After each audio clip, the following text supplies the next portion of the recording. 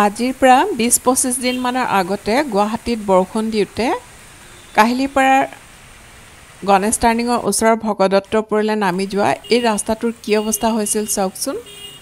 দেখিবলৈ কিমান ভয়ানক, চাৰিওফালে পানী পানী পানী আৰু পানী। আমি গুৱাহাটীত আছিলোঁ 2003 চনলৈকে মই গুৱাহাটীত থাকিয়ে পঢ়া শুনা কৰিছিলোঁ। তেতিয়া মই LLB কৰি আছিলোঁ JB ল কলেজত আৰু 6 মাইলৰ NICM নামৰ এটা ইনষ্টিটিউটত কম্পিউটাৰত DCA কোৰ্চ এটা কৰি আছিলোঁ।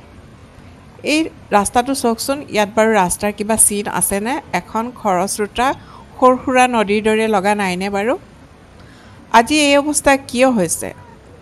যেনি তেনি কোনো প্লান প্ৰজেক্ট নথকাকৈ দোকান পোহাৰ ঘৰ দুৱাৰ বনাৰ বাবে এনেকুৱা হোৱা নাইনে?